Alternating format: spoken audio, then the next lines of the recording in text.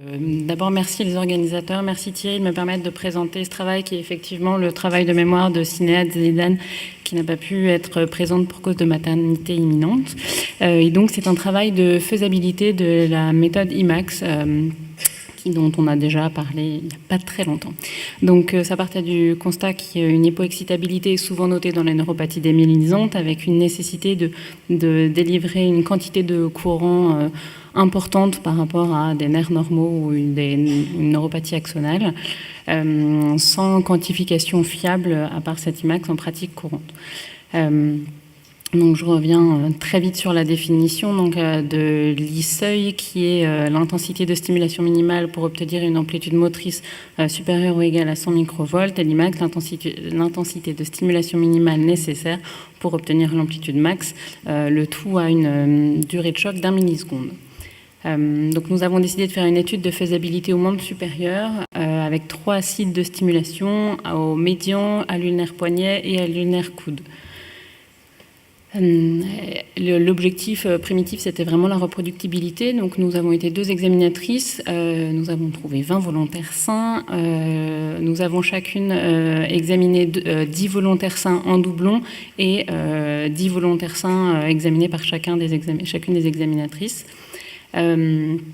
Les résultats globaux, c'est que finalement l'ulnaire coude a été le site le plus reproductible, que ce soit pour l'IMAX ou l'I-seuil, à la fois en inter et en intra-opérateur.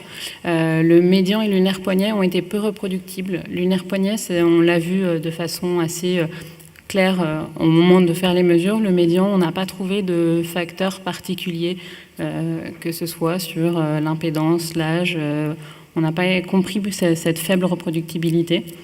Les facteurs de variabilité qu'on a trouvés, c'était l'IMC et l'âge, et de façon prépondérante pour la stimulation à l'ulnaire coude.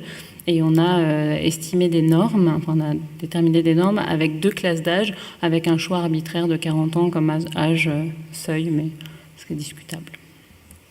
On a aussi décidé de faire quelques données exploratoires chez des patients avec 2 tableurs de schéma à gauche. Et grosso modo, ce qui en ressortait, c'était que ça semblait plus intéressant, plus discriminant dans les PIDC que dans les polyradiculoneuropathies aiguës.